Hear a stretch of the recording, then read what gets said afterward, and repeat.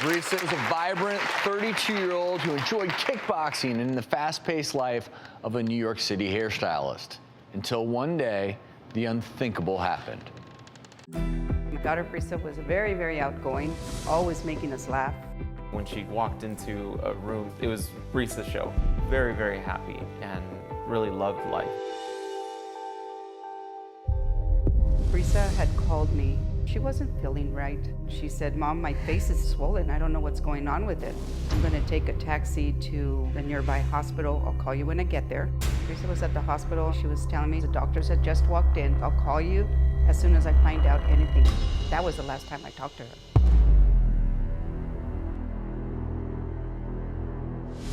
Time had passed and I kept calling her and she wouldn't answer. I'm sorry I missed your call. Leave me a message. And that's when I knew something was wrong. I started getting phone calls from the doctors. He told me that my daughter was intubated and sedated, and he would explain everything to me when I got to the hospital. I went straight to the airport to get the first flight out to New York. I got there around 2 o'clock in the morning. When I ran up to the room, all I saw was my baby girl.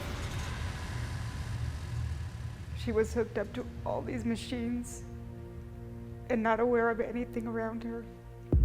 There was no movement, there was no life, there was no anything. I saw her laying in bed and with tubes all over her body. She didn't look good at all. You start thinking, oh my God, am I gonna lose my baby?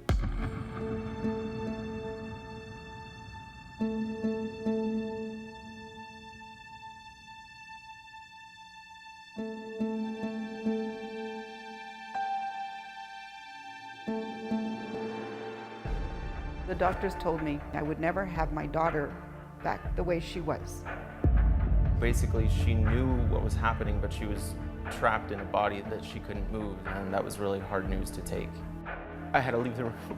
I couldn't do it. I just refused to listen after that. I wasn't accepting any of it at all. They don't know my strength and my daughter's strength. I looked at my daughter and I said, "You're a fighter. You can do this. We're gonna get out of this together." Hi, you've reached Brisa. I'm sorry I missed your call. Leave me a message. I knew that would not be the last time I hear my daughter's voice. Brisa's mom, Linda, joins us, and I just wanted to ask you, Linda, as a mother, what was it like seeing your daughter like that? When I walked in there and I saw my daughter, I said, "That's not my daughter. This is a dream. This is not happening. I'm gonna wake up any minute." I walked in, she was unresponsive, all these tubes. It was hard to see her that way. Yeah. And it was hard to accept what the doctors were telling you. I was not gonna accept anything. I wasn't gonna do it. That's my daughter. Doctors said Brisa would likely never be the same again, but Brisa had a different plan. The doctors told us that she had less than 1% chance to gaining her mobility back. As a family, we decided we're all gonna do this together. From the very beginning, all of the talk around Brisa had to be very positive. Something in me just told me, just keep talking to her, would touch her forehead, and tell her, I'm touching your forehead right now, baby girl. Follow my fingers, follow my fingers. I know you're in there. We're here for you, we love you. You can hear us, like, squeeze our hand. The first big sign of her recovery, they were holding her hand, and she was looking at her hand, just focusing on it. And we were telling her, "Come on, Brisa, come on. Open up your hand." And she couldn't move at all. All of us are standing around the bed, just like, you know, so nervous. She furrowed her eyebrows and just staring at her hand, and then all of a sudden, boom, she opened her hand. And that sent everyone into tears, joy. We lost it. I said, okay, this is working, we gotta do more. Her next milestone was a thumbs up. She was getting stronger every day. She would give us a peace sign. Every little thing that she did was just amazing.